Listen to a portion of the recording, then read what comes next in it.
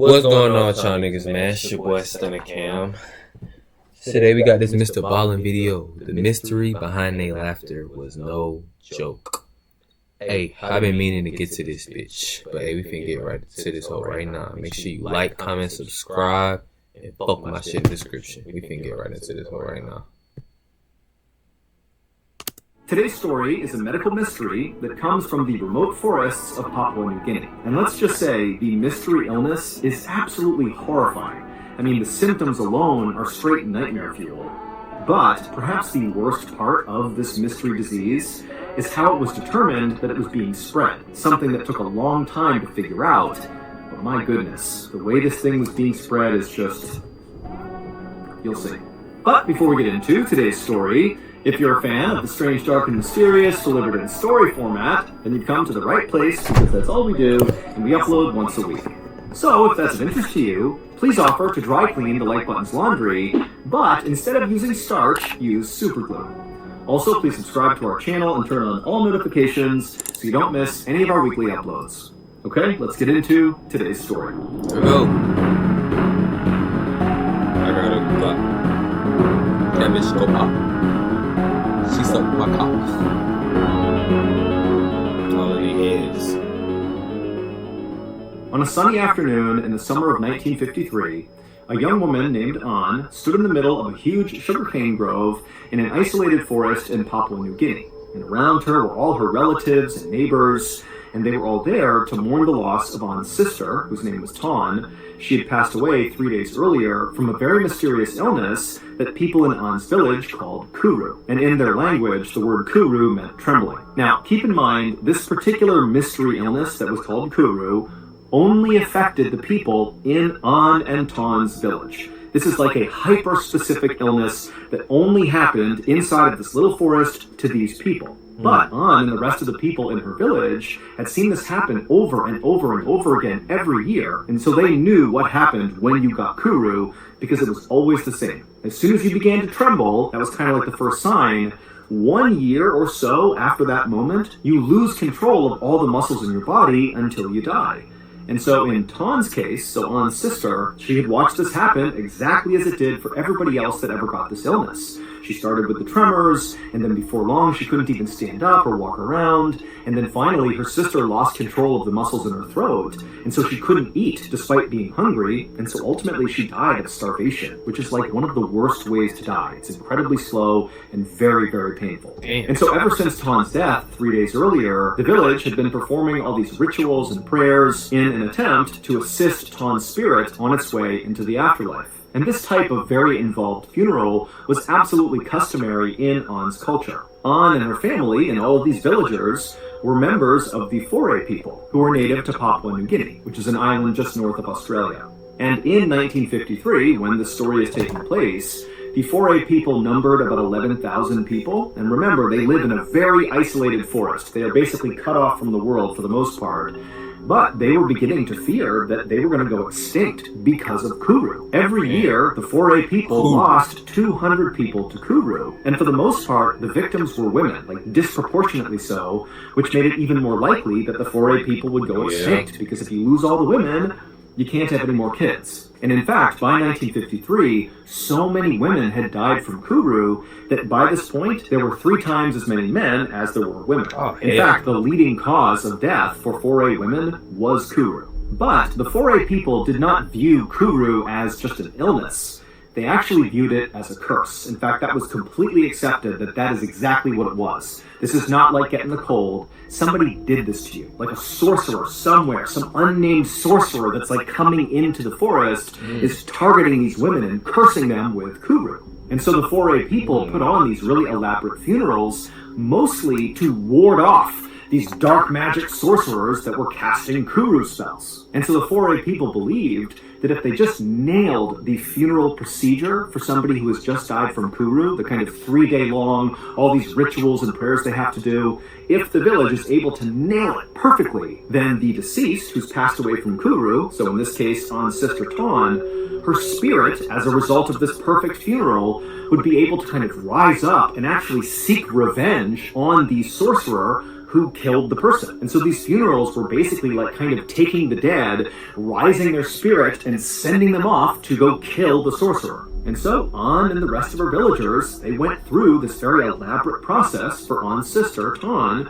and at the end of it, they did feel like they had really nailed it. And so they felt confident that Tan's spirit was going to rise up and get her revenge. A few weeks after An's sister's funeral, An was standing over an open fire, and she was cooking some pork and sweet potatoes, and as she went to flip the meat over, she reached her hand out, and she noticed her hand was trembling, which is the first sign of someone with Kuru. Now, An told herself that, oh no, I don't have Kuru, it's just because I was working really hard today, and I'm tired, like that's all it is, but she knew deep down, she may have been cursed. An did her best to kind of hide her trembling hands. However, after about a month from that first time she noticed her hand shaking, she noticed she wasn't really able to stand up without kind of losing her balance because her legs were starting to tremble. And finally, when she basically couldn't even stand up without assistance, this is again only 1 month after that first tremble, she knew she had Kuru. And An already knew that there was absolutely nothing anybody in her village could do to stop this from killing her. Kuru was a 100% death sentence. And so if you got Kuru, it's like the whole village just began prepping for your death because they had to be ready to do this big ritualistic funeral. And so imagine that. You have this mystery illness or curse or whatever you want to think it is, and you're just counting down the days until you die. But for An, even though she had seen this happen so many times before and just kind of knew there's nothing she could do, she couldn't stand the idea of having this horrible, slow, painful death. And so she decided, you know what? I'm going to do something drastic that basically nobody else had done before who had Kuru. So for context, at this time, the Foray people had been totally isolated from other people in the world for thousands of years. They basically lived in this little part of Papua New Guinea in the forest, and nobody else contacted them. They were totally isolated. However, starting in the 1950s, some Australian colonists and researchers and police actually began kind of making their way in and around the Foray people's area. So they were making contact, albeit not necessarily direct contact, but the Foray people were seeing basically white people wandering around in and around their forest from time to time. And it was always very shocking when they would see these people because they dressed completely differently, they looked totally different. I mean, it's like two worlds totally colliding. And generally speaking, An and the rest of the people in her village, they did not like having these Australian people kind of wandering around. But An is thinking, you know, the people in my village, the Foray people, they have no solutions for me. So maybe these Australian people that have kind of popped up, maybe they have some answers about what I can do to stop myself from dying from this horrible curse. Keep in mind, by going out and seeking help from these outsiders, it was like An would be breaking a huge custom. This is so taboo for the Foray people, and very likely, even if she was able to find a solution from these outsiders, it's not clear if she would have been welcomed back into her village. And so this is a truly desperate measure she's taking. But she really felt like she had no choice. So, even as her body trembled from Kuru, An managed to stand up using a stick, and she began kind of hobbling her way quietly and discreetly out of her village, something that she really never did. And eventually, after hobbling her way out of sight of the Foray people, she began making her way through the woods, and she eventually came to a clearing where there was this house. And it was obvious this is not a house that the Foray people had built. This is somebody all the way over there who's built something kind of near where they were living. And so An wandered up to this house, not really sure what to do, but she went up and knocked on the door, and a second later it opened up. And it's this Australian anthropologist named Ronald Burnt, who actually An had seen before. He had been coming through her village a couple of times, attempting to interview people to learn more about the Foray people. She knew that nobody wanted to talk to him, but, you know, she'd seen him before. And so she was relieved. This is someone that I'm somewhat familiar with. And so as Ronald is staring back at her, and Ronald's pretty tall and skinny, he's got glasses on, he's dressed like a typical Australian in the 1950s, and he's looking at An, and An begins to try to tell him what's going on with her. And as she began to talk, the words she was saying were coming out all garbled, and she realized that the Kuru curse was now affecting her throat, the muscles in her neck, and she was not able to speak. But as it happened, Ronald, who was very familiar with the Foray people, he could tell, based on just the way she was acting and how desperate she looked, that very likely this woman was here because she believed she had Kuru. And Ronald, who had learned about Kuru after studying the 4A people, he had done some research on it, and he believed it was entirely psychosomatic, that this was not an actual illness. Basically, he believed Kuru was acute hysteria, that these 4A people were just going crazy and convincing themselves that they had this illness. And I guess that kind of manifested their death a year later. And so Ronald interrupted An, who again is struggling to talk, and he was able to communicate to her in her language that you do not have Kuru, you are hysterical, this is in your head, and you should go now. And then he shut the door on her. And An had no idea what to do. She was embarrassed. She was terrified that maybe somebody from her village had seen her come out here. And so just trembling and feeling so alone and so scared, she turned around and just went back to her village. 9 months later, An's condition had severely deteriorated. She basically was following exactly the process of every other person she had seen with Kuru. She had lost virtually all the control of her body. She could barely sip water. She was feeling absolutely horrible. I mean, she knew she was closing in on death. And she had not gone back out to try to get help from outsiders. That interaction with Ronald had kind of destroyed her hope. And so she did go back and just was kind of waiting to die, just like everybody else in her village did. But for An, the physical symptoms of Kuru that she was experiencing were undoubtedly terrible. But they were not as bad, at least to An, as the other side of Kuru. So in addition to referring to this curse as Kuru, which meant trembling, sometimes 4A people would refer to this curse, this illness, as the laughing death. And it's because during the terminal stage, so the end stage of Kuru, when you're just about to die, you just begin laughing. It doesn't matter what you're thinking about. This is not an actual laugh. You're not thinking something's funny. It's like you could be weeping and totally depressed because you know you're going to die, but you keep hysterically laughing, which makes your whole body sore from constantly laughing over and over again. And An was beginning to experience that. She would be weeping and laughing at the same time. And think about this, everybody else who's in the village, they know what this means. And so their preparations for her death are only getting more and more ramped up. They're getting ready for the big ritualistic funeral they're going to give to An. And so An, as she's hysterically laughing, is fully aware that everybody's just waiting for her to die. And finally, just a few weeks after she had begun the laughing side of Kuru, An would pass away, almost exactly 1 year from when she first noticed the trembling in her hand when she was cooking over that fire. Come on. If you don't know this, from a exterior, you're in. Can't win on Amazon. Play you. After An's death, more and more people just kept on getting Kuru. And over the next 7 years, it was like clockwork. 200 plus 4A people died from Kuru every year, and nobody had any idea how to stop it. It just became a part of their lives.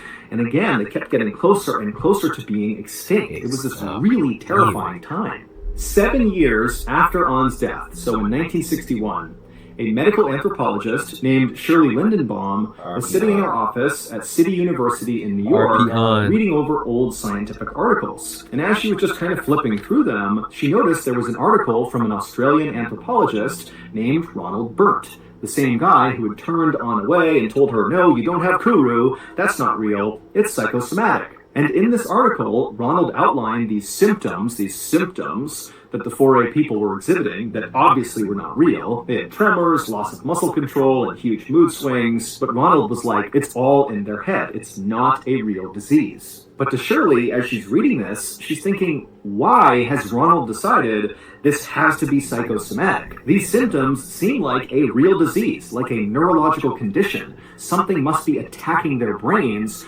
causing them to have these symptoms and then die. But when Shirley, just out of curiosity, began to do some additional research on the Kuru disease, or whatever you want to call it, she discovered that there was basically no real research other than Ronald's about this weird illness. And so she decided, you know what, there's a gap in the research, and I'm going to fill it. I'm going to figure out what's going on with the 4A people and this weird thing called Kuru. So, the following summer, when Shirley finally had some time, she left New York and flew to Papua New Guinea, and she made her way into the forests to contact the 4A people. And eventually she reached some of these small villages that contained 4A people, and the 4A people, even if they didn't necessarily embrace Shirley, many of them were open to at least speaking to her and talking about their culture, their customs, their history, and of course talking about Kuru, this curse. And eventually Shirley made her way into this one particular foray village where she actually saw a white man just walking around in this village, so he really stood out. And so immediately Shirley walked up to this guy, and he introduced himself as Dr. Michael Alpers, and he told Shirley he had been living in these villages with the foray people for several months because he was studying Kuru. He wanted to figure out, what's actually causing it, because he also felt very skeptical at the idea that this is just psychosomatic. That did not seem very plausible. And so Shirley and Dr. Alpers were totally aligned, and they're like, hey, let's swap notes and do this together. And so Shirley began telling Dr. Alpers about what she had learned so far, and she said that when she showed up in Papua New Guinea, she believed what this was, what Kuru was a genetic brain disease, meaning it would be passed down from parent to child and so on and so forth. But she quickly discovered that after conducting research and talking to the foray people in these villages, that was not the case. This was not something that went from parent to child. Instead, Kuru appeared to spread amongst tight-knit social groups within these villages, which seemed to indicate this was actually a contagious disease, not a genetic one. And so she told Dr. Alpers that now her working theory was that Kuru was actually a contagious type of encephalitis, which is inflammation of the brain. But Shirley also said to Dr. Alpers that did not explain why so many victims of Kuru were female. And Shirley also said to Dr. Alpers that, I've been around loads of people with Kuru, and I don't have it, so how can it be contagious? Dr. Alpers agreed with everything Shirley was saying, and in fact had come to a similar conclusion himself, which meant he also had the same questions. Why only women, and why wasn't he getting it? But he told Shirley that when he began trying to answer this question, he discovered that actually, in addition to lots of women getting Kuru, also lots of kids got Kuru. Not necessarily parent to child, but also children in these villages seemed to be slightly more susceptible to getting Kuru than men. And in fact, Dr. Alpers told Shirley that right now there was a 12-year-old boy who was in the final stage of Kuru, so the laughing stage, the terminal stage, and because this boy's parents knew their son was going to die, they were so desperate and grief-stricken that when Dr. Alpers came by and offered to do an autopsy on their son when he passed to try to learn more, the parents agreed, even though that meant totally breaking foray custom. So this was like major taboo decision. But again, the foray people are getting more and more desperate as they go closer and closer to the brink of extinction from Kuru. A few days later, Dr. Alpers found Shirley, and he told her that the 12-year-old boy had passed away, and so now it was time to conduct the autopsy. And so he led Shirley to a clearing in the woods that was kind of far away from the eyes of the villagers, and there was a makeshift autopsy table with this boy's body on it. And while Shirley really could not stand to watch this actually happen, she did go over after Dr. Alpers had opened up the boy's skull, revealing his brain. And he yelled to her, hey, you have to come over here and look at this.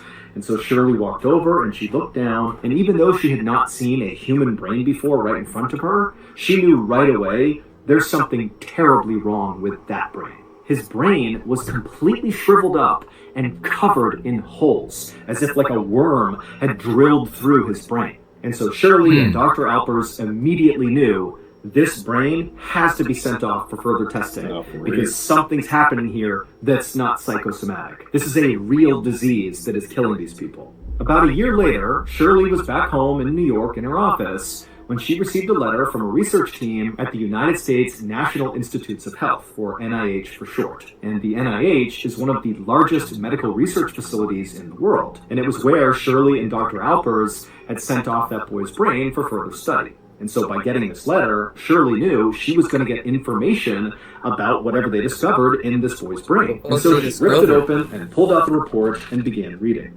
And the researchers said they had spent the last year, studying this brain tissue, and while they still didn't really understand how Kuru even happened and what caused it, was it a virus or an infection, they didn't know, but they had discovered something about how Kuru spread. During one of their experiments, the NIH researchers had injected some tissue from this boy's brain into a chimpanzee, and very quickly, that chimpanzee developed Kuru. And so this told the researchers that yes, Kuru was contagious, and it spread through infected brain tissue. But how one person's infected brain got into another person's brain was the big mystery. But at least they had found something. But as Shirley read this, because she had done all that research when she went into the forests of Papua New Guinea and spoke to all these 4A people, she had learned a lot about what they did on a day-to-day basis and, what their various customs and rituals were. And she actually knew exactly how something like this could happen, something that only the 4A people were doing.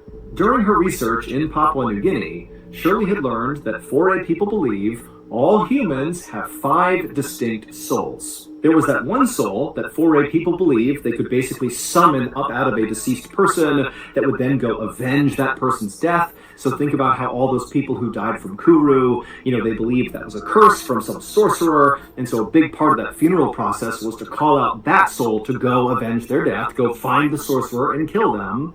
But that was just one soul. There were 4 others. And of these 4 others, there was one called the Quila, which was the most dangerous. Quila meant flesh in the 4A people's language, and this soul was like a manifestation of death and decay, because that's what our flesh does. It just kind of gradually dies all the time. And so they looked at the flesh as being a really bad thing. And so they believed after someone died, their flesh needed to be stored properly. Otherwise, it would pollute the air and cause more death and decay for other people that were still alive. And the safest place, according to the 4A people, for the Quila to be stored, so human flesh, was inside of a woman's body. And the reason for this is 4A people believe women's bodies are much more resilient than men's, and so if anybody could withstand holding Quila inside of them, it would be the women. But there was a very specific process that the 4A women had to follow in order to kind of put this Quila inside of themselves. And multiple 4A women had explained this totally bizarre process to Shirley when she was out there talking to the people in the village. The way it worked is a few days after a 4A member has passed away, this huge feast is prepared. Except the feast only consists of the Quila. Basically, the person who is dead is chopped up and prepared by the women, like their entire body gets consumed. Now, keep in mind, anybody hearing about this who's not a member of the 4A people would be like, oh my god, that's horrible. But to 4A people, this ritualistic cannibalism was actually an act of love. The idea was, by having these women consume the Quila, consuming the dead person, you're protecting the living, because you don't want the Quila out and about. But how did the first person get that? And you are respecting the dead. But remember, Kuru got spread through infected brain tissue. And it just so happened that during these funeral feasts, when they were consuming the Quila, the brain of the deceased person was an absolute delicacy. And so the brain was reserved for close female relatives of the deceased person. And so during An's sister's funeral, so when Ton passed, what do you think An ate? She ate Ton's brain. And then also, critically, Shirley had learned that a lot of these women who were given the brain, this delicacy during these funerals, they would often sneak little pieces of the brain and hand it out to kids as like a little treat. They would take the brain and eat it, nobody knew. That's why the kids were also getting Kuru. And so a few years after this incredible discovery by Shirley about how Kuru was being passed along, the Australian colonial government banned the practice of ritualistic cannibalism in Papua New Guinea. Basically, they were telling the 4A people to stop eating the dead. It's what's killing you. And the 4A people, who were very desperate to stop being killed by Kuru, they took to it, stopped eating each other, and so Kuru was virtually eradicated, and the 4A population, instead of sliding towards extinction, actually began to grow really fast. And today, the total population has at least doubled. And also, just to close this out, one final note is it took until 1990 to actually figure out what was going on inside of these people's bodies when they had Kuru. Because back in the 60s, when they figured out how not to get Kuru, nobody understood what was even happening. It was just like, don't eat other people and you'll be okay, but that's all they knew. And while the process in the human body that caused Kuru remained a mystery for many decades after Shirley's big discovery, in the 1990s, researchers did finally figure out what's actually going on. Basically, somebody with Kuru has these proteins in their brain called prions that fold wrong into the wrong shape and then cannot function properly. This loss of protein function rapidly kills brain cells, which in turn shrivels up the brain and causes all those holes all over it. Man. Okay, here is the clip from our newest episode of Mr. Ballin's Medical Mysteries. That's crazy. Hey, bro. I've been wanting to see this video, but that shit was absolutely fucking crazy. I was wondering, like, how are they, like, what the fuck are they doing? Like, they gotta be doing something. I already figured it was some cannibalism shit, because there's no way that shit can be contagious like that. Nigga was scary as fuck. But hey, bro, that was a nice ass story. Hey, boo, please like, comment, subscribe to my shit, and I'm gonna catch y'all niggas later.